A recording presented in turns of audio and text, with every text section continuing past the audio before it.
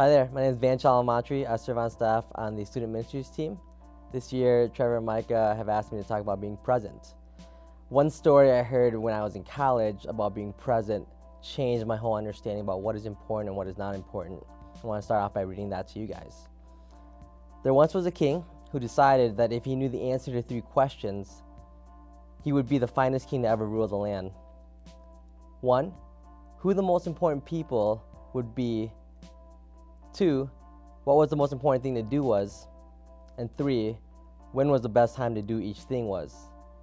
Although he had asked all his advisors, none had been able to give him a good answer to those questions. At last, he decided to seek the advice of an old hermit, a person living in solitude. The king dressed himself in the clothes of a commoner and set out for the forest.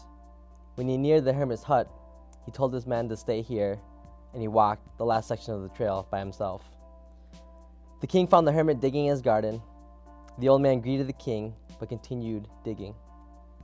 The king told the hermit that he had come to find the answers to his 3 questions. The hermit listened, but gave no answers, and continued working on his garden. The king saw that the elderly man was frail, and that the work was difficult, and thus he offered to help the hermit for the digging.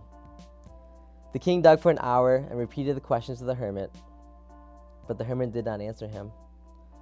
He worked until the sun sank below the sky and it became dark.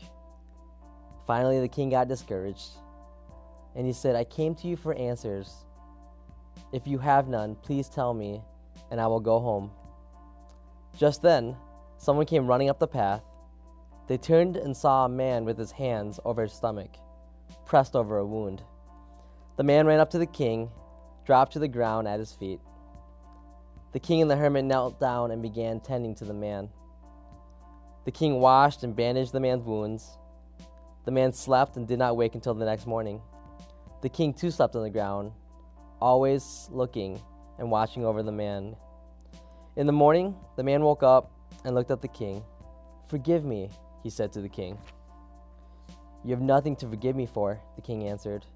"Oh, but I do. You were my enemy, and I had sworn to take revenge on you.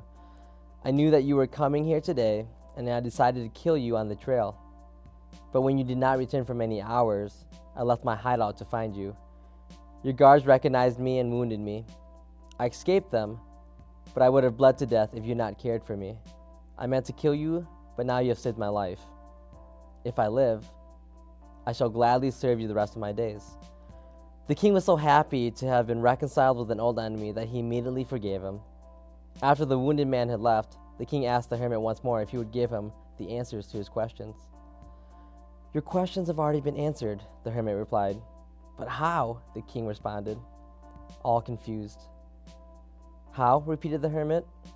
"If you had not taken pity on my weakness yesterday and helped me instead of returning home, that man would have ambushed you and killed you on the path. Therefore, the most important time was then when you were digging my garden beds, and I was the most important person. And the most important thing to do was to do good for me. Later, when the man came running to us, the most important thing to do was care for him. If you had not bound up his wounds, he would have died without making peace with you. The most important person was that man, and what you did was the most important thing, and the right time was the time you were doing it. You see, the most important time is always the present moment. It is the only time that is important because it is the only time that we have control over. The past we can look back on and wish that we had done differently. The future we can only imagine. The most important person is always the one you are with in the present moment, and the only important deed is the one that does what is best for others. At last the king understood. He returned to rule wisely, one moment at a time. This story changed my understanding of what it means to be present and what is important. I know now that when you show up and you're present and prepared to be nowhere else. So show up, be present, be prepared to be nowhere else. Allows for others to feel loved and acknowledged.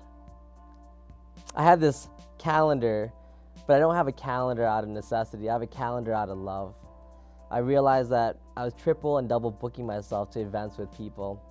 I would show up for maybe a half hour and tell people, "Hey, I gotta go, I gotta be somewhere else." And I wasn't really loving people if they weren't getting 100% of me and my full presence. So now I have a planner so that when I have events and I put them in, I can say no to things because I already have something planned for that day or that evening, that time. Showing up in unexpected ways also can surprise people, and it's a small gesture of love. When I do school events or extracurriculars for students, it's a chance for them to see me outside of a church setting or a normal Wednesday night. And they get to see me as a human being first, as opposed to my title or my position. And my hope is that for you leaders, when you take the time to be present with your youth and the time to show up in unexpected ways, these teenagers start to feel loved in ways that maybe they didn't know that they needed, and in ways that Jesus would as well love them.